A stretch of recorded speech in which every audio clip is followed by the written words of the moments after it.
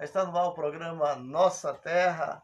Bom dia para você, meu amigo que está assistindo ao vivo. Bom dia para você, minha amiga, que está ligada com a gente aí ao vivo, aqui diretamente de Marabá, no sul do Pará, a cidade mais querida do Pará.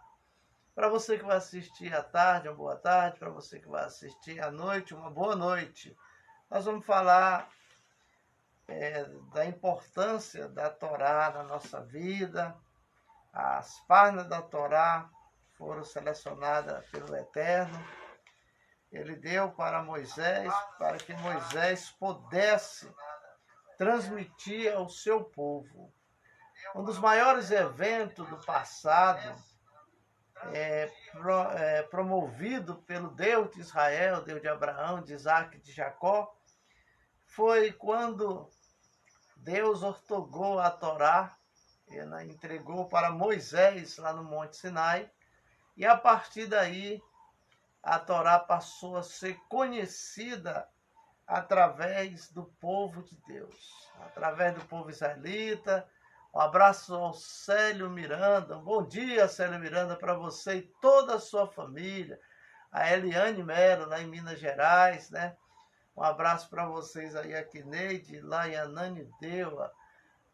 Também a tia Antônia, lá em Monte Alegre, ligada com a gente nessa manhã, né?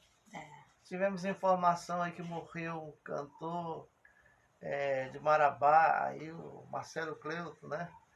Que é o cantor de brega, da época do Aurélio Santos, quando o brega explodiu no Pará aí, através desses cantores. Então, a família enlutada aqui na cidade de Marabá, estão todos tristes, né? Todos os companheiros, amigos do Marcelo. É um cantor que deixou a sua marca, gravou disco, fez muito sucesso, mas agora chegou a hora de estar com o Pai, né? E todos nós, um dia, nós estaremos partindo para a eternidade. Então, meu amigo, minha amiga, a gente começa hoje o programa assim, meio triste, porque é um marabaense que, Shalom, Ruth, Shalom. que também contribuiu aí com o progresso da música regional, da música cultural brega do estado do Pará, né? Mas a gente deve cada dia mais levantar de manhã cedo e pensar coisas positivas, de vencer, de conquistar. Cada pessoa deve procurar viver a sua vida de maneira no qual possa desfrutar de todos os frutos que conquistou durante a sua vida. Cada um de nós temos projeto para a nossa velhice, outros nem pensam na velhice, mas um dia todos nós, se não morrer, vai ficar velho, e precisa que cada um de nós saiba conduzir as nossas finanças para poder chegar o dia da velhice, a gente desfrutar do melhor dessa terra. Muitos têm a felicidade de se aposentar, de receber aí todo mês aquela quantia, e outros, às vezes, nem conseguem auxílio. Mas é assim mesmo. Esse mundo, enquanto uns estão alegres, outros estão chorando, né? Uns estão tristes, outros estão aí alegres. Mas também o que acontece com a humanidade é que foi sempre assim. Sempre teve uns por cima, outros por baixo. Sempre. Né? Aqueles que procuram fazer as coisas corretas também sofrem. Não é só a pessoa errada que sofre, mas todas as pessoas, elas têm dificuldade em alguma coisa, em alguma área de sua vida. Nós vamos agora para a participação da minha esposa com a Brahá. Nós vamos fazer uma oração hoje sobre cura. Diz assim: cura-nos, ó Eterno, seremos curados, salva-nos e seremos salvos. Pois Tu és o nosso louvor, concede cura e remédios total a todas nossas feridas. Pois Tu és Rei Todo-Poderoso Eis aquele que cura, fidedigno e misericordioso. Bendito és tu, Adonai, que cura os enfermos de teu povo, Israel. Baruch Hashem. A oração de cura pode muito em seus efeitos. Eu acredito muito na cura através da oração. Eu sou testemunho de muitas curas que eu vi Deus fazer e fará maior ainda, né? Mas, meu amigo, minha amiga, nós vamos estudar a Torá, Deuteronômio 23, né? A Paraxá de Quiteteser. Hoje é sexta-feira, a base da Paraxá de sexta-feira era maior um pouco, né? Terceiro. Sexta-feira. Pode ler, coisa. Capítulo 24 de Deuteronômio, começando do versículo 25. Quando o homem tomar uma nova mulher, mesmo viúva, não servirá o exército, nem lhe será imposto carga alguma. Livre estará para cuidar de sua casa por 1 ano. Alegrará a mulher que tomou. Se algum homem vier obrigar seu próximo, dar-lhe um penhor sobre a dívida, não lhe tomará em penhor nem amor abaixo, nem amor de cima, porque são coisas com as quais se elabora o alimento do homem.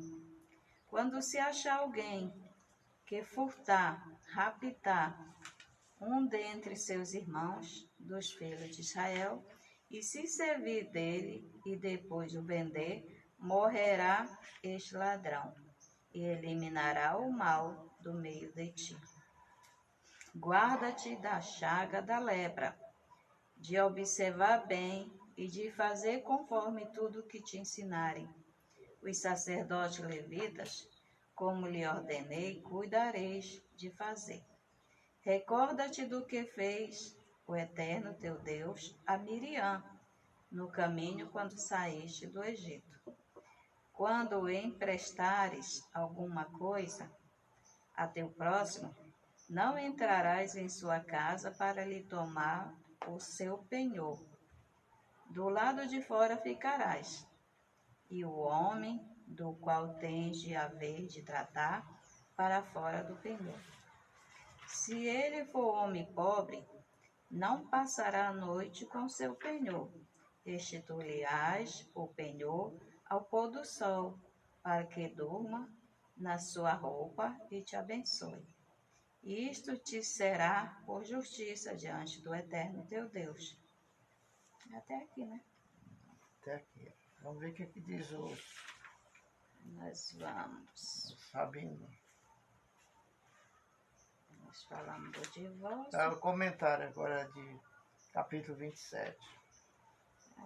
Nós vamos entrar pelo 24, que ele completa 24 todo. Não, é o 24 mesmo. É o capítulo 24. Falei 27, tá errado. É 24. Comentário. Que diz assim: escreve-lhe uma carta de divórcio. A lei de Moisés permite o divórcio. Ademais, o Talmud escreve que se um homem tem uma mulher má, para ele, o divórcio constitui um dever religioso. As escolas dos rabinos Hillel e Shammai, do século I da Era Comum, interpretaram cada uma de maneiras diferentes. Essas palavras de por haver achado nela alguma coisa indecente, do capítulo 24, versículo 1, causa que permite a um homem dar o divórcio à mulher. Segundo Shammai, isto quer dizer que o homem não tem direito de repudiar sua mulher, a não ser que esta lhe seja infiel. Pelas suas numerosas declarações, o Talmud, de modo geral, não encoraja o divórcio. Aquele que se divorcia de sua primeira mulher, mesmo o altar verte lágrimas por ela. Os nossos legisladores puseram muito obstáculo para dificultar a separação num casamento. Pela lei de Moisés, o divórcio ocorre mediante uma carta de divórcio que o marido entrega pessoalmente ou por intermediário de um encarregado pelo tribunal religioso, nas mãos da mulher. Esta carta, denominada Get, deve ser escrita em caráter hebraico e conter 12 linhas, valor numérico da palavra Get, fora das duas meias linhas, onde assinam as duas testemunhas. Ruth, existe muita religião que aprenderam com outra religião antiga que o divórcio é pecado. Mas a Bíblia aqui, em Deuteronômio capítulo 24, que nós estamos estudando nessa manhã, nos comentários já faz, assim, mostra para o ser humano que é permitido, sim, o divórcio. Naquela época, Ruth, nessa época aqui de Deuteronômio, o casamento não era um negócio. O casamento era um casamento simples, né, social, e quando acontecia do casal não dar certo, o que eles faziam? O marido fazia uma carta de divórcio e despachava a esposa. E aí ela estava livre para casar com outro, né, da vontade dela, né, ela estava livre. E ele também estava livre para casar com outra pessoa. Só que, de acordo com as doutrinas, os ensinamentos, que criaram muita coisa aí, muita doutrina, e colocaram em alguma dessas doutrinas que o membro daquela religião não pode se divorciar. Divorciar. Nos estatutos antigos das igrejas evangélicas, proíbe a pessoa de fazer, o homem ou a mulher de fazer divórcio. Baseado em quê? Baseado em quê? Porque aqui nós estamos lendo que o divórcio é permitido. Está escrito na Bíblia. Porque o divórcio um casal que não se entende, já levam anos e anos, só brigas e contendas, sujeito a se matarem. Então, por que Deus permitiu o divórcio? A Bíblia diz que Deus permitiu o divórcio por causa da dureza do coração do ser humano. Uma que no lar, no casamento, na família, principalmente quando tem filhos, a família ali, quer dizer, o pai e a mãe, os filhos, é como se fosse um espelho, né? Eles ficam olhando, com o tempo, eles começam a fazer as mesmas coisas que os pais fazem. Porque nós, como pai ou mãe, nós somos os exemplos para eles. Eles copiam nossos passos. Que adianta uma criança viver num lar onde o marido bate na mulher, a mulher bate no marido e fica aquela maior contenda. Aquela pressão dentro do lar, né? E quando brigas, chega contenda, a vez um pai matar a mãe, como fica a cabeça dessa criança? Então, pela essa dureza, essa ignorância, essa brutalidade, é melhor o divórcio. Ruth, esse ano, desde o ano passado para cá, parece que assim, uma gama de demônios desceram nessa terra. E tanto homem matando mulheres. Aqui no Pará, é incrível quase toda cidade tem casos, vários casos de marido que matou a mulher. E aconteceu alguns desses crimes na frente dos filhos. Como é que fica o psicológico de uma criança? A situação dela, perdeu pai e mãe na violência. Na violência. E outra, tem marido que ele bota desculpa na bebedeira, né? E pra que ele bebe? Pra quando chegar em casa espancar a esposa? Tem esposo que ele fora da bebida é um santo. Aí a bebida é uma desculpa, né? Pra ele espancar, achando que a mulher é o quê? Um saco de pancada? Então a pessoa que, como diz, tem que se controlar ou então divorciar. Porque o divórcio já foi permitido por Deus na época de Moisés. Porque, olha, há muitos motivos de casais levar um processo à frente de divórcio. Porque, como nós estávamos falando, às vezes o gênio de um é diferente do gênio do outro. Não dá certo. Não dá certo. Aí, muitas vezes, também tem interferência do pai e da mãe, do sogro ou da sogra. Aí, muitas vezes, a jovem não está preparada para essa diversidade que acontece na família. Aí termina largando, embora, volta para casa dos pais. Isso aí é uma consequência para o divórcio. Aqui na passagem que nós lemos, diz que era dado carta de divórcio em caso de infidelidade, né? Traição. Mas, como nós estamos falando, se há contenda, brigas, para evitar, é melhor ter carta de divórcio. Outra que a gente via sempre na Bíblia, quando a mulher, porque o judaísmo, o primeiro dos mandamentos era crescer e multiplicar. Tem mulheres que vinham com defeito de não ter filhos. Então já era uma oportunidade do marido ter a segunda esposa. Ou então ter carta de divórcio, a não ser que ela quisesse ficar para ser a primeira esposa. Ela sempre era a primeira. Mas ficava sendo a segunda. Aí ele tinha direito de casar com outra.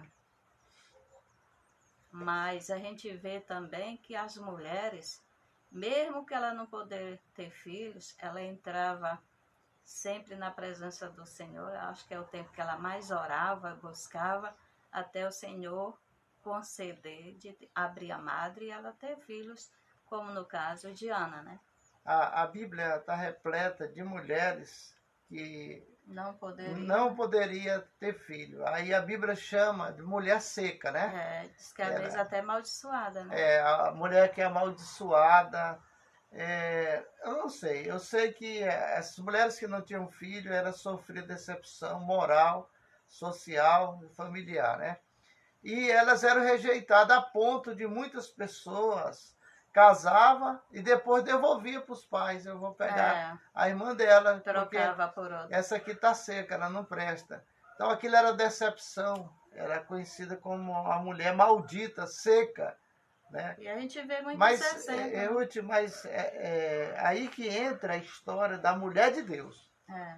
A mulher de Deus, ela muda a situação, ela muda o destino dela, a história dela. Você citou aí, Ana, ela ia todo ano no templo, porque o templo era distante, ia uma vez por ano para as festas, e ali ela se derramava na presença do Hashem, pedindo para o Eterno um filho. Senhor, dá-me um filho, senão eu morro. Você vê que teve várias mulheres, como Sara, o marido casou com outra, porque ela não poderia ter filho. E muitas vezes, como Sara, ela mesma arrumou a mulher para o marido, porque tinha que ter dele. Aí é o tipo de ajuda que Deus não gosta. Porque se o casal solta, tinha uma promessa de Deus, tinha que esperar se cumprir a promessa. Mas já passou de 90 anos de idade, vai ter mais filhos. Mas se Deus falou, está falado. Está falado. Está falado. Aí tem a história também de a mulher de Jacó, né? Que era para ele casar com ela, que era Raquel. O pai troca. Quando é no tempo, ele casa com a outra, porque o negócio dele era a Raquel. Ele amava ela. Mas mesmo assim, ela veio com defeito, não podia ter filhos. Aí ela vai e arruma outra mulher pro marido. Aí ficou aquela A disputa, né? concubina.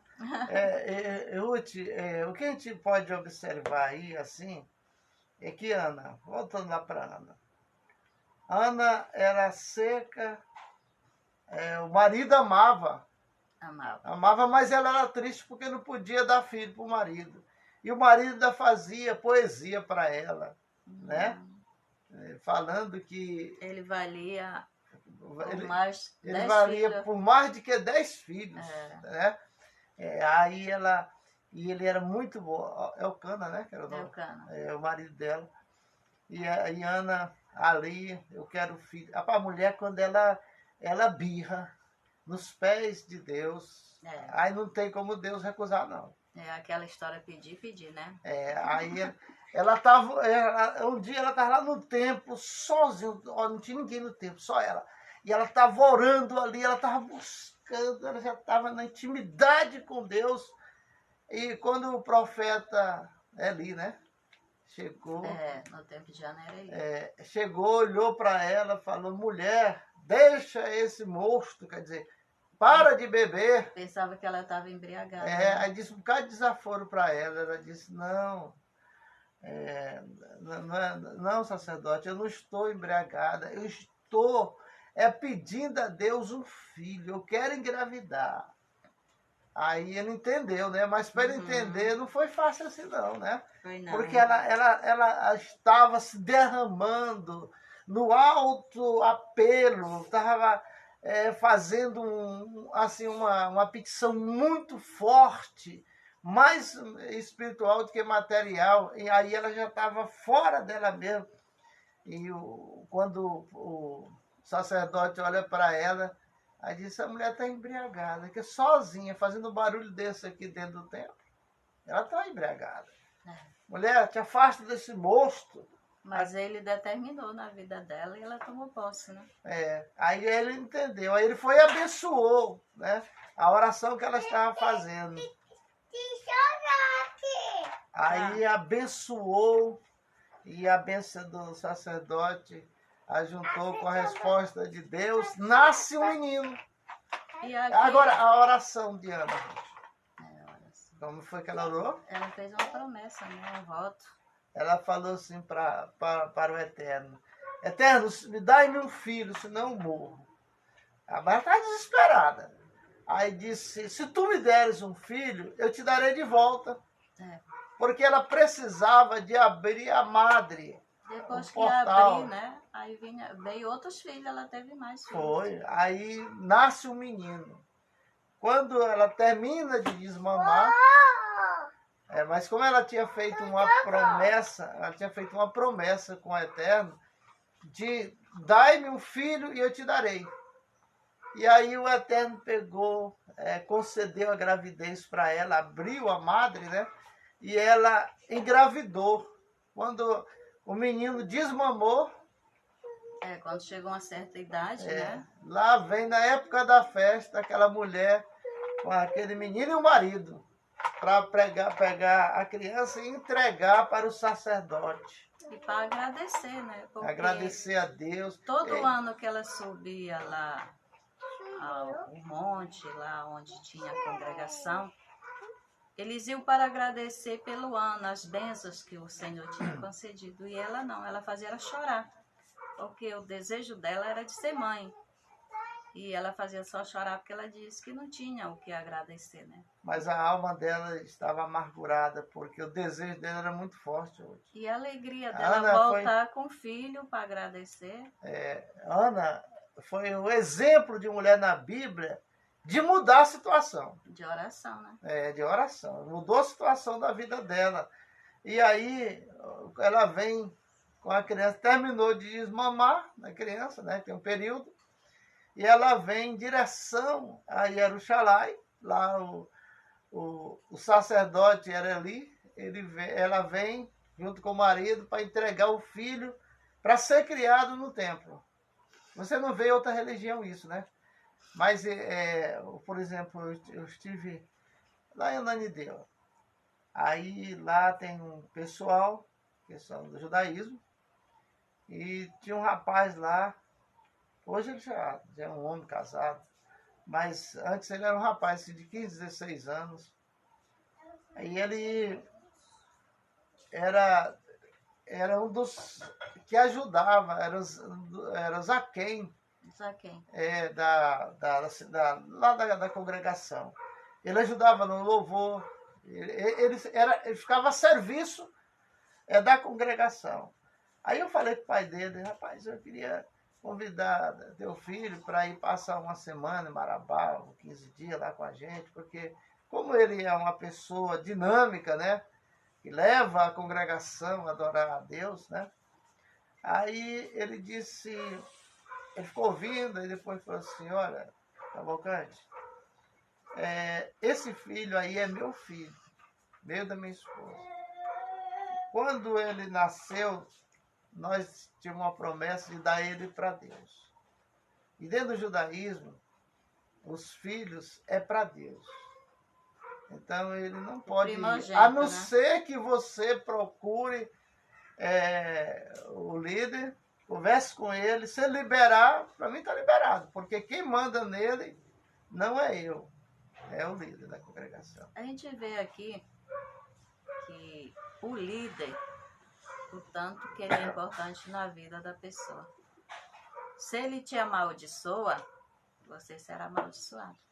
E se ele te abençoa, você será abençoado.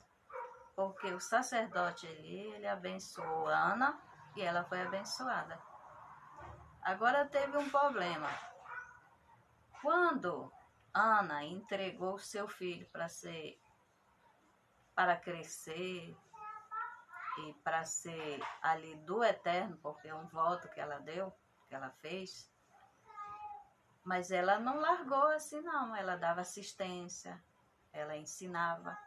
E aí você vai ver a diferença dos ensinamentos dos filhos, porque ele era um bom sacerdote, ele era um servo de Deus, mas ele não soube criar os seus filhos. Não era um bom pai. Não. Ou às vezes já é besta demais, né? Que os filhos fazem o que quer e o pai nunca tem. Assim, nunca chama atenção, nunca diz não, porque muitas vezes é necessário dizer não. E ele criou os filhos, disse que foi um mau exemplo, né? Certo que o Eterno matou todos, para não deixar nem semente. Ruth, aquele sacerdote ali, ele teve uma oportunidade muito grande de converter a família, né?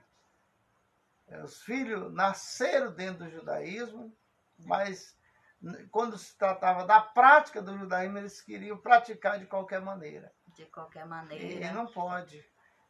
Olha, Ruth, a gente que estuda o mundo espiritual, a gente conhece muita coisa que a gente estuda sobre os demônios, essas coisas, esses espíritos, Satã, essas forças, né, que é impura, mas é da parte de Deus. E a gente pode observar que todo ritual de um daimon, você não pode vacilar. Não. Porque se você vacilar, ou quem tiver com você vacilar, está sujeito a morrer. Porque o mundo espiritual, tudo é na hora certa. E ali nós tivemos um exemplo grande na Bíblia de Eli, porque os seus filhos, eles não foram fiéis à palavra do Eterno. Não. E eles vacilavam, né? Eles não tinham reverência. Quando as pessoas iam levar os seus sacrifícios, as suas ofertas, eles chegavam, metiam a mão, saía comendo, saía, tipo assim, criticando. Eles levavam mulheres para dentro do templo. Eu sei que eles faziam a obra de Deus assim, relaxadamente, né? Mas tem uma lei que está em Levítico, que diz assim, o fogo arderá continuamente no altar. Aquele fogo do altar, Todos os dias o sacerdote tem que ir lá de manhã cedo, né, tirar as cinzas e colocar nova lenha, para o fogo ficar aceso durante o Não se dia. apagar, né? E eles eram responsáveis por esse fogo. Mas um dia, né, eles encheram a cara. Mas quem é esse que tu tá falando? Eu estou falando do outro povo, rapaz, que cuidava do altar, Não. que também era descendente, tinha um cargo dentro do templo. E eles saíram do propósito de Deus e foram acender fogo estranho. Não, os filhos de Arão, né? Aí eles pegaram e foram castigados. Como os filhos de Eli também. O Eterno não poupou, castigou mesmo, cobrou. E aí, vamos para frente, o comentário? Nós vamos falar do penhor. Hoje é poucas, a não ser o rico, né? Que pega joias, vai na Caixa Econômica, empenhora, ou tem casa que eles levam suas joias para empenhorar, né? Pelo determinado tempo. Aqui no tempo, quando está a página aqui da Bíblia, fala até de roupa que as pessoas empenhoravam. Era em caso de muita pobreza, né? Desde quando eu me entendi, eu ouvia falar que lá em Belém as pessoas levavam objeto de valor para a Caixa Econômica. Lá eles avaliavam e você deixava como penhor, né? Retirava o dinheiro. Continua do mesmo jeito, né? Então, quando tem uma propaganda da Caixa, diz, vem para a Caixa você também, né? Já nesse sentido, porque o penhor é bíblico. A Bíblia fala de vários tipos de penhor e de pessoas que penhoraram alguma coisa para depois receber. Alguns receberam e alguns não receberam, né? História do penhor. Porque empenhora no valor daquela joia pelo um determinado tempo. Se a pessoa, quando chegou naquele tempo, puder fazer o resgate, aí ele vai lá e paga e pega a joia de volta. Se não, a joia fica para lá para sempre, né? Para eles negociar. Porque quando eles vão avaliar uma joia, eles não vão no valor real. Não, sempre abaixo. Né? Abaixo, né? Aí se a pessoa, aí passa o dinheiro para a pessoa assina um documento, aí tem tanto tempo para resgatar aquela joia. Se não resgatar, perde. Você vê que tem vários penhores. Aqui a gente está falando de objeto até de roupa, porque ele diz assim que é só durante o dia, porque aquela pessoa só tinha aquela roupa. Quando chegar à noite, ele ia sentir frio, então era melhor ele devolver para ele depois não amaldiçoar aquela pessoa que está com a sua roupa, né? E também nós já vimos aqui na história lá em Reis que muitas vezes a pessoa tem que pagar uma dívida, mas não tem o dinheiro. Ela é levada os seus filhos. E muitas vezes até a pessoa mesmo ia lá e entrava num acordo. É a história da viúva, né? Ela disse assim, ela chegou até Eliseu e disse para ele, ó, meu esposo morreu, era um servo de Deus, mas ele deixou dívidas, agora o cobrador está lá querendo levar meus filhos. Quer dizer, ela estava devendo e eles iam levar as crianças pelo um período de tempo para pagar a sua dívida. Ali é um penhor de gente, né? E tinha pessoas também, quando ele não tinha dinheiro, como chegou lá no Egito, no tempo da fome, José, ele chegava com José e dizia, José, eu não tenho dinheiro, eu estou com fome, eu quero me vender para ti por um determinado tempo, para comer. E ele não aceitou, ele preferiu pegar terra, pegar cavalos, porque naquele tempo cavalo era como se fosse um carro de luxo. E ali muitas mulheres, o pai pela pobreza, a pessoa para pagar suas dívidas levava seus filhos. Quanto é que deve? Aí fosse mais ou menos um exemplo, 1.000 e poucos reais, né? Então ele trabalhava pelo mês, né? Que o salário tá. Agora também depende se a pessoa tinha como trabalhar como um adulto. Se não fosse criança, ele via quanto, né? Porque a força de uma criança também não posso exagerar. E ali trabalhar pelo aquele período para pagar sua dívida. Vê que Eliseu, ele fez foi que determinou na vida dela, porque disse, o que tu tem em casa? Ela disse nada, mas depois ela lembrou que tinha apenas uma botija de azeite. E ele disse, vai, pede vasos emprestados e enche lá dentro da tua casa e depois vende, né? Porque fez a oração dele e a multiplicação do azeite. Quando ela pediu os vasos ali, ela foi enchendo, quando viu não tinha mais. Porque daquela botija jorrava o azeite. Quando ela enche todos os vasos, ela vai e fala para ele. Ele disse assim, agora vai, vende e paga a tua dívida e vive do resto.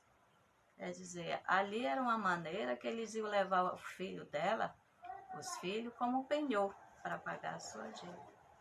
Assim também, eu me lembro no tempo ainda que eu era criança, que as pessoas às vezes não tinham dinheiro e diziam, vai lá menino, empenhora esse ferro de passar. Quando não era outra coisa, quando pegava o dinheiro lá, eu pegava de volta o objeto. Esse costume tá sendo deixado para trás, né? Tá. Hoje a gente não vê mais falar em penhor, mas a Caixa mantém um padrão, né? Você se aperreou, corre lá com a joia. Até sua casa, se você quiser empenhar, eles aceitam, né? Tem um protocolo lá que você assina tudo. Mas isso é para facilitar. É facilitar para a pessoa, porque a pessoa está em dificuldade. Tem gente, hoje tem um patrimônio até grande, mas tem vezes que por R$100 ele está aperreado. O cobrador chega, vem receber R$100, não tem. Aí a pessoa diz, olha, vem outra hora que eu não tenho agora. Aí a pessoa olha para a gente, aí diz assim, como é que a pessoa dessa tem uma casa bonita dessa, tem isso, tem aquilo outro, e não tem R$100 para me pagar? Aí acha que a pessoa, né? E o cobrador acha que sempre tem a casa, tá cheio o cobrador sempre ele quer ter razão. E quem tem razão é o cliente, né? Mas aí tem deles ignorantes que chega, quer esculhambar, quer brigar, quer fazer arruaça, às vezes por causa de uma mixaria, de uma besteira, né? Aqui no versículo 8 ele fala da lepra, que a gente tem que evitar, porque a lepra ela é uma doença do céu. Tem lepras, que no início ela tem cura, chamada rancenia, né? E ele mostra o exemplo de Miriam, porque Miriam, ela estava falando mal do seu irmão, que era líder, e ela foi castigada com a lepra. Porque a maledicência, a fofoca, aquela conversa da vida dos outros, ela traz essa enfermidade, a lepra. E ele diz assim que a gente deve no versículo 8, guarda-te da chaga da lepra, de observar bem e de fazer conforme tudo que te ensinarem os sacerdotes levitas, como lhe ordenei, cuidarei de fazer. Recorda-te do que fez o Eterno teu Deus a Miriam no caminho quando saíste do Egito. Quer dizer, Miriam ficou leprosa, Arão também. Só que Arão, ele já foi na conversa do outro. No judaísmo, ele diz assim, que a gente só deve falar quando a gente vê. Não porque alguém me disse, alguém me falou. E ele foi curado pelo mesmo que ele estava falando, que era Moisés, né? E Moisés fez uma oração e eles foram curados instantaneamente ali. Arão foi curado e ficou ali curado. Mas Miriam, ela teve um castigo de ficar isolada durante 7 dias. 7 noites. Fora do acampamento. Sozinha, porque naquele tempo eles tinham um lugar nas cavernas que deixava o doente lá para não contaminar os outros. E ali ela ficou. Aqui em casa, quando não é criança, é os gatos. E ali ela ficou contaminada e ficou isolada por 7 dias. Você vê o sofrimento que ela passou. nas montanhas, ali nas cavernas, Mas você vê uma coisa, sozinha. o sofrimento dela, por tudo que ela passou, mas ela nunca desviou do Eterno, nunca blasfemou, né? Nunca. No judaísmo tem isso, né? A pessoa está sofrendo, está passando o que estiver passando, mas não blasfema, não levanta a voz contra Deus para reclamar. E outra, muitas vezes a pessoa diz, mas eu posso falar porque eu sou um servo de Deus, eu sou uma profeta. E quem era Miriam? Ela era profeta, ela era uma serva de Deus, ela louvava, ela falava do amor de Deus às pessoas, e mesmo assim ela foi castigada. Porque o Eterno, ele abençoa qualquer um que chega até ele e obedece. Ruth, o problema de Miriam e Arão de ser castigado foi porque se levantaram contra o líder de Deus. Contra o líder. Se a pessoa é um líder do Eterno, guarda os mandamentos, faz a vontade do Eterno, não mexa com essa pessoa, não. É encrenca. É encrenca. É encrenca com Deus. Se você mexer com essa pessoa, a pessoa não está nem sabendo que você está perseguindo ele. Mas se você está mexendo, Deus está vendo. Moisés, ele nem sabia que o nome dele estava correndo na fofoca e estava crescendo. Porque eles estavam cortando a tesourinha, né? Aí dizia assim, não, Moisés, tu viu Moisés? Santão, ó. Agora tá com a mulher assim, assim, assim, assim. Aí outro chegava e disse, não, mas a mulher é de outra nação. Aí sempre via a fofoca. Rapaz, é uma coisa que cresce rápido, né? Porque diz assim, tudo começou porque quando foi separados 70 homens mais 2, foi 72. Esses 2 começaram a profetizar. E as mulheres se alegraram de ver os maridos sendo profeta ali, profetizando. Mas a mulher de Moisés, o que é que ela disse? Ela se alegra hoje, mas ela deveria chorar. Porque o meu esposo, desde quando ele começou, quer dizer, viu Deus, que falou com ele através do anjo. Quando ele foi iluminado, ele mudou. Ele já fica um homem que não é mais aquele homem cheio de carnalidade, né? Já não me procura mais, já esfria. E a mulher falou isso, a própria esposa de Moisés, né? Que um homem espiritual mas diferente essa foi a defesa do homem carnal. Essa foi a defesa da mulher de Moisés, né? Porque a acusação estava forte em cima dele. Era. Se fosse hoje, a acusação em cima de um presidente do ministério de uma igreja dessa aí, ele perdia o ministério, perdia a família, ainda perdia a moral na cidade. Tinha que fugir, sumir. Mas ali Deus interveio na história, mas a mulher também ela foi ousada, quando ela disse, não, quando ele... Quer dizer, a mulher que está falando, a mulher dele, vocês estão falando isso, mas eu sou a esposa dele e sei a situação que o meu marido está. Porque não é fácil ficar na frente de um país. Ele ficava o dia todinho ouvindo fofoca de vizinho, briga de vizinho, porque deixou o seu cavalo entrar na terra, porque o fogo queimou a cerca. Aquilo era o dia todinho, ele tinha que resolver. E só veio facilitar depois que o sogro dele chegou, o Jetro, e deu um conselho para ele dividir o trabalho, né? Outros varões. E aqui... Mas, Ruth, nós estamos falando de penhor, né? Penhor. Muita gente... Já estamos falando de praga agora, de lepra. Não, só um instantinho. Penhorar alguma coisa na caixa, penhorar alguma coisa. Jesus falou uma coisa lá no Novo Testamento a respeito do penhor. Ele disse o quê? Não ajunteis tesouro na terra, mas ajunteis no céu, onde a traça o ferrugem não corrói. Então, o que é que ele quis dizer? Você quer ser abençoado por Deus, tem depósito lá. Né? Se tu não tiver depósito lá, tu não tem nada lá. E o nosso depósito é através de nossas obras. Caridade. Aí nós recebemos nossos méritos. A prática da guarda dos mandamentos. As caridades que fazemos para o nosso próximo. E aí, Ruth, porque lá no céu tem um banco. O banco lá funciona E recebe mais recibo, né? Lá só recibo. Tu é dizimista, ofertante, sou. Cadê o recibo?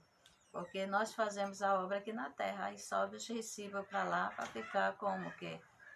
Os testemunhos. Porque quando ele procura lá no livro, tá lá os recibos que você fez aqui na terra, nossas obras. Certo que no dia que nós morrermos, no dia do juízo, aí vai para a balança. As obras boas e as más. As nossas orações, ela entra no céu através de um papel ofício, que é analisado no trono do Altíssimo, e ali aquelas orações são arquivadas ou então é despachada rápido para que um anjo traga a resposta para aquela pessoa que tem depósito. Aquelas pessoas que não têm depósito faz tantas orações aqui na terra e vai subindo ali em forma de papel ofício. Chega no trono, arquiva aí. Essa pessoa tem depósito aí? Tem não. Então arquiva aí, bota aí no canto aí, né? Vamos atender primeiro aqueles que têm depósito. Por isso que Jesus, ele falou, porque Jesus era um judeu. E ele tinha depósito lá em cima. Aí ele aconselha as pessoas a ter depósito lá em cima. Evanice, bom dia.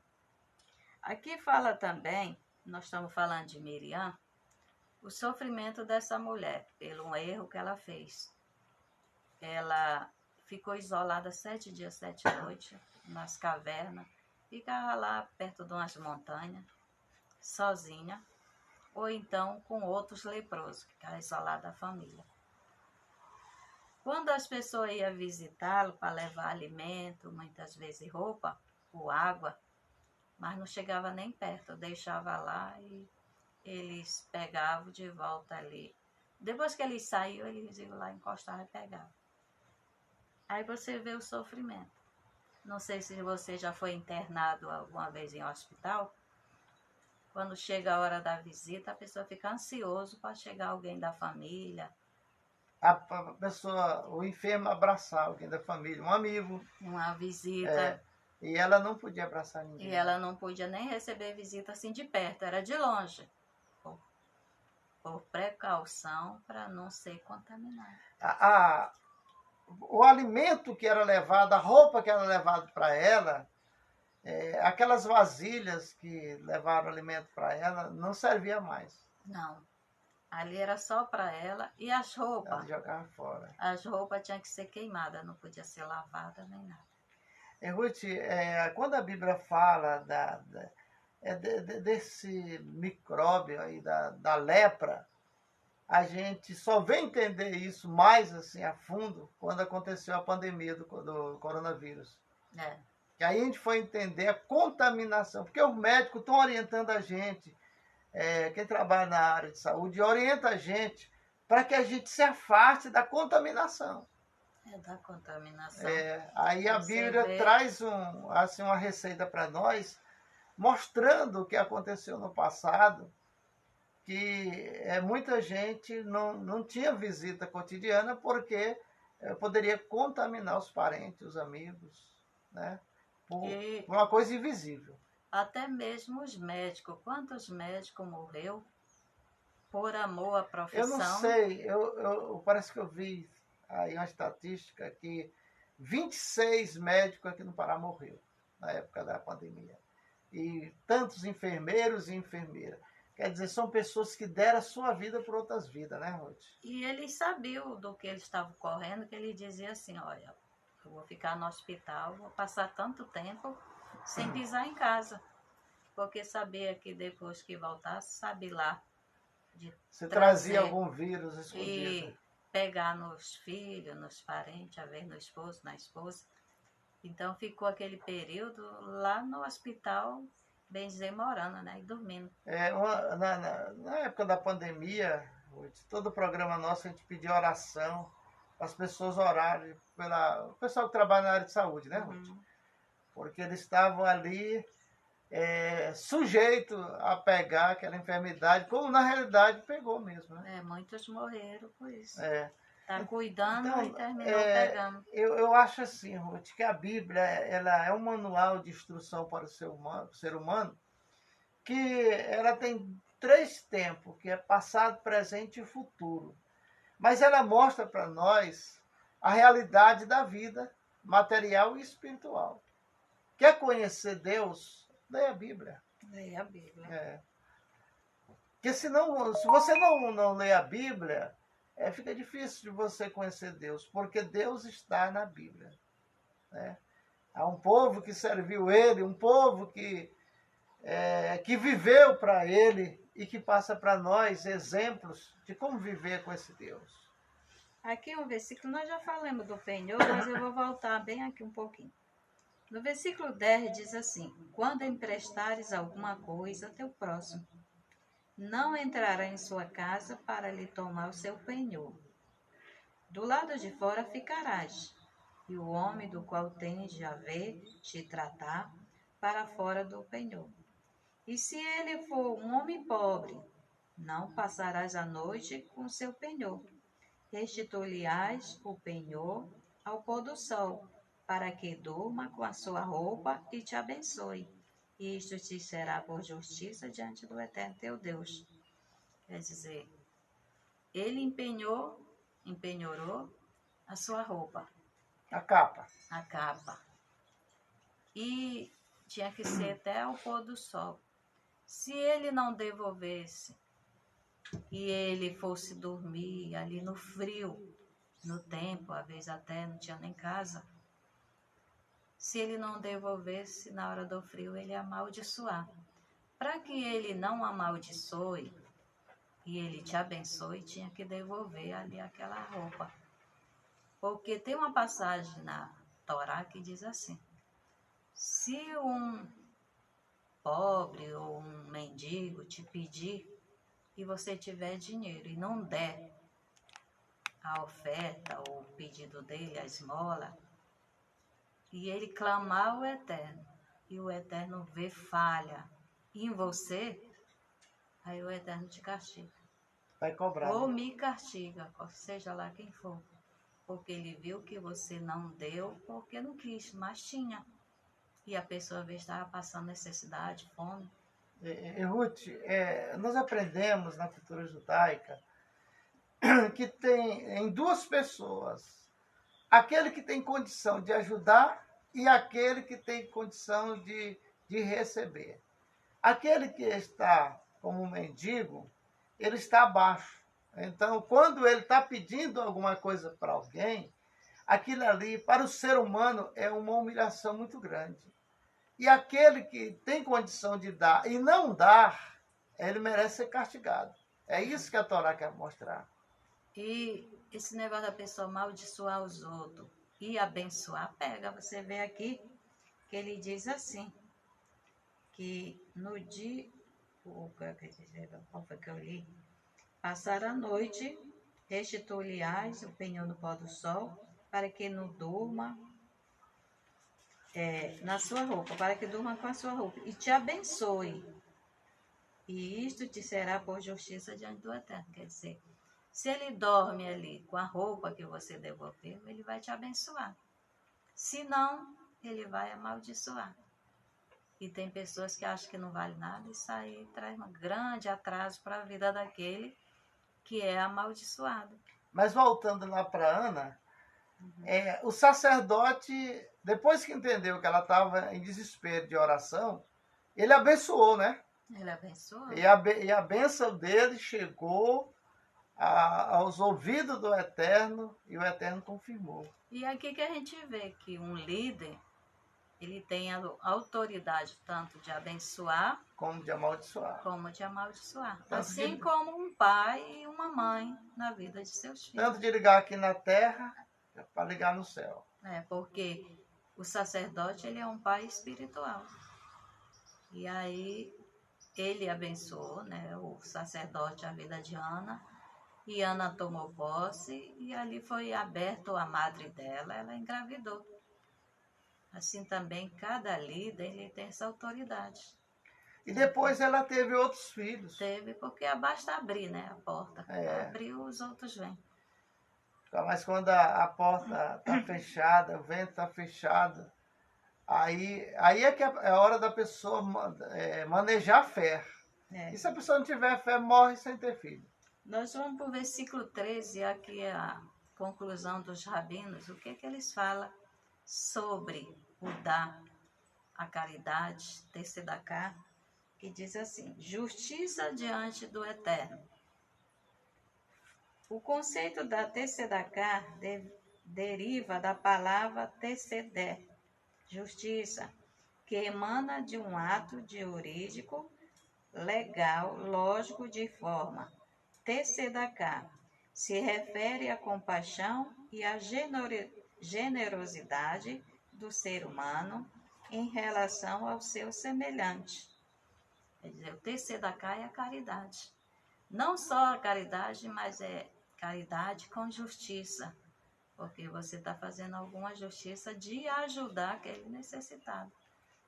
É quando a pessoa está fazendo doação, ele está fazendo justiça. E nessa justiça está o amor, né? Então, o amor. Que é o amor ao próximo, amor ao semelhante. E Deus olha com bons olhos para aquele que pratica tais caridades. É porque a caridade você está fazendo o quê? Você está vestindo um que está sem roupa. Você está matando a fome daquele que tem fome. Você está dando água àquele que tem sede. E muitas vezes até a visita, porque a visita também a um doente é obra de caridade. Através de sua caridade ele compra um remédio. Através de sua caridade ele pode se curar de uma enfermidade. Às vezes só uma visita com uma palavra de ânimo, a pessoa se cura. Porque a pessoa fica isolada. E quando chega aquelas pessoas e dizem, tu vai morrer, fulano assim morreu. Não, quando eu estava com câncer, aí nós fomos comprar as galinhas lá na casa de um pastor, lá para o da Liberdade. Chegamos lá, a mulher, quando soube que eu estava com câncer, a mulher do pastor, aí ela contou as 5 histórias. Aí tu perguntava, e a pessoa foi curada? Não, morreu. É porque a gente quer saber se vale a pena, né, correr atrás de cura. Mas a mulher botou lá embaixo. Rapaz, não, morreu. cada história que ela contava, eu me curvava. Eita, rapaz, por que essa mulher não contou a história de Vitória, alguém que venceu o câncer, né? Aí, bora continuar aqui. É traduzido normalmente em sua concepção de caridade. Nossos sábios ensinam que Deus limitou os recursos das pessoas. Alguns têm mais, outros menos, mas como fomos cariados igualmente à imagem de Deus, existe o dever dos que têm de dar aos que não têm para fazer justiça e permitir aos que não têm sobreviver como eles, assim apoiando os despossuídos do judaísmo. Não é altruísmo ou um ato de caridade, é praticar a justiça, é um ato religioso, um modo de se relacionar com Deus. Aqui também tem, porque ele diz assim, mas nós fomos criados igual à imagem de Deus. Mas a imagem cariado, de não. Deus... Criado. Criado. É. Criado. É, criados. Igualmente a imagem de Deus. De Deus. Cariado é quando fura. É, cariado. É, porque eu errei. Desculpa. Mas é assim mesmo, a letra é pequena. É eu tô enxergando sem óculos porque eu tô tomando a linhaça e a vista tá ficando boa. E a imagem de Deus é a justiça, é dar, é abençoar. Porque a imagem de Deus, como diz no início, ele lá em Gênesis, façamos o homem segundo a nossa imagem e semelhança. Essa semelhança aí é a parte de criar. Que nós somos, como eterno, de criar. Quer dizer, lá embaixo, não é tanto, né? Mas criar, você cria várias coisas. Você inventa. É a parte que nós nos parecemos com o eterno, criar. Aqui também ele já coloca essa parte de ajudar, fazer caridade, fazer justiça, Porque ele diz que tem uma classe de gente que tem e outros têm menos, né? Um tem mais, outro tem menos. E para igualar, é necessário nós ajudar aquele que tem menos. Porque quando nós fazemos caridade, nós estamos matando a fome de alguém. Certo que tem pessoas que pedem por engano, que às vezes endurece até o nosso coração, né? Que às vezes ele pede por uma coisa e ele vai para beber, ele vai para droga. Não, mas isso aí não está na Bíblia. Mas ele Deixa eu diz te falar uma assim, coisa. pedir, Isso né? é a concepção que o avarento criou. Eu não vou Desculpa. dar ajuda para um pé inchado porque ele vai beber cachaça. E vai se matar mais. Isso aí é uma concepção errada. Se você pensar nisso, você vai para o inferno com toda essa tua tecnologia. Porque, na realidade, Ruth, o que a Bíblia trata é do ato de dar. A Bíblia trata de quê? De que aquele que abre a mão para ajudar o pobre, o necessitado, né? Aí Deus dará a recompensa para você. Ele não vai dar recompensa para aquele que está recebendo, vai dar para você. E você terá mais para ajudar outras pessoas. Agora, muita gente chega assim, você vê lá em Anápolis, na porta da loteria, tem uma pessoa lá que ele pede esmola lá. E muita gente não dá porque diz que ele cheira a cola. Eu não estou nem aí se ele cola, se ele come cola. Mas eu chegava e a gente dava ali a ajuda para ele, né? Ficava ali perto e eu olhava as pessoas, passava por longe para não dar. Olha, não é o que a pessoa vai receber, o que ela vai fazer com aquilo. Porque se eu te dou alguma coisa e você recebe essa coisa e dá para outro, quando eu te dei alguma coisa é teu, não é mais meu. Aí você pega e dá para outra pessoa, aí eu vou ficar com raiva de ti, eu te dei, tu nem gostou, tu deu para outra. Não, isso é ignorância. Porque muitas vezes a gente está pedindo a Deus para ajudar alguém e Deus usa alguém para nos trazer e a gente vai e passa para aquela pessoa. É assim que é a nossa vida. Aí sim, aí você está praticando, como diz no hebraico, tesser da carne, a caridade. No livro aí de parábolas, de história, diz assim, que tinha um homem que ele tinha condição.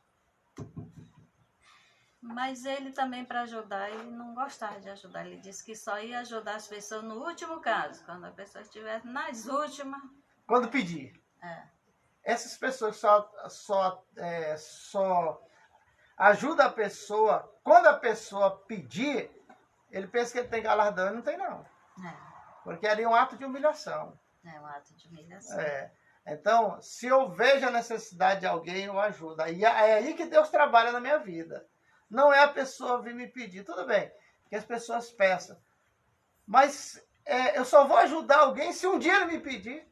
Pois é. Né? Então, esse você tipo vê a pessoa de passando lei, de norma, necessidade. não está de acordo com Deus, nem com a Bíblia. E ele disse assim, aí tinha uma pessoa pedindo, um mendigo, e ele disse, eu te dou, mas tu tá nas últimas? Ele disse, não. Ele disse, também não te dou. Aí ele foi lá e enterrou no cemitério o dinheiro que ele tinha para dar para os necessitados. Só que a vida dele mudou. Porque o pessoal tem um dizer que a nossa vida é como um S, né? Tem dia que sobe, tem dia que desce. E a dele desceu. Desceu no ponto que ele não tinha nada. Um dia ele estava cavando no cemitério, chamaram a polícia. O que é que tu quer no cemitério, né? Aí ele disse, não, porque eu guardei um dinheiro, disse que era quando tivesse nas últimas, ninguém, eu não dei para ninguém, agora eu vim atrás, que eu que estou nas últimas. Terminou ele parando na delegacia. Quando ele chega lá, aquele que ele disse que só ia dar para ele, que era mendigo, era o delegado. Foi que entendeu a história dele e deixou ele pegar o dinheiro que serviu para ele mesmo, né? Ruth, há muitas coisas que nós fazemos que não tem explicação, né? Não tem explicação.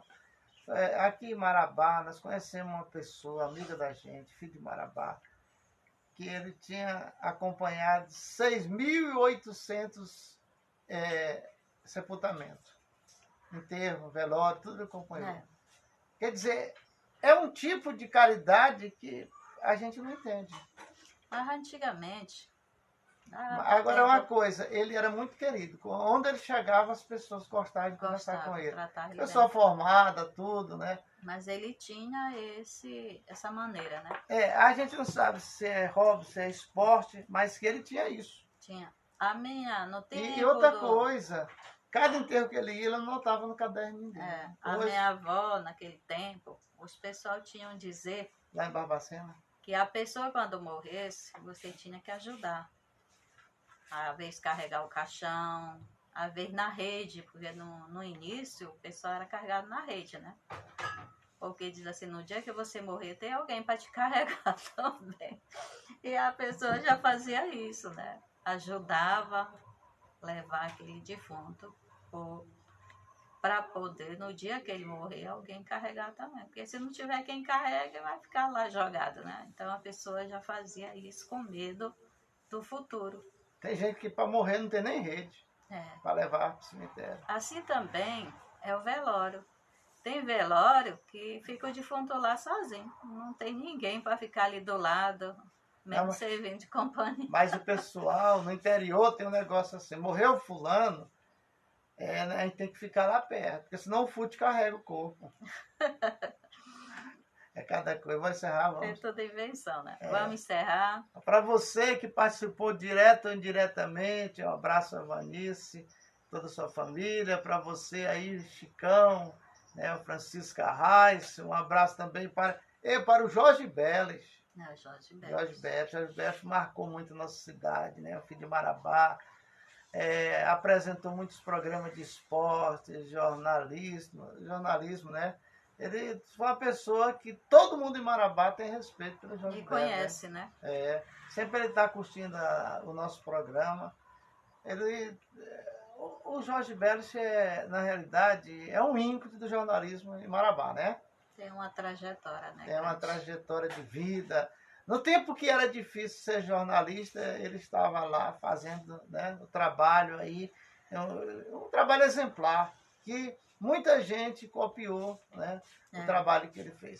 Chegamos ao final de mais um programa. Vamos para você, meu amigo, não esqueça da de se Polícia inscrever, Civil, da Polícia Militar, um abraço para você, Corpo de Bombeiros, do MTU, a Guarda Municipal, todas as autoridades de Marabá, o Prefeito Municipal de Marabá, Sebastião Miranda, um abraço para ele e toda a sua família, o Félix Miranda lá na Rede TV, a turma aí da Rede TV, o João Freitas, né? José Filho, todos que trabalham na Rede TV, um abraço para vocês. Na TV Criativa, Daniel e o Milton Farias, né? Milton Farias. O Café, que é o Café. Que é o diretor-geral lá da TV Criativa, né? E um abraço a todos os nossos amigos, o Zeca Moreno, essa turma todinha aí. Shalom, shalom. Vanderlei Mota, um abraço para todos vocês. Fiquem na paz.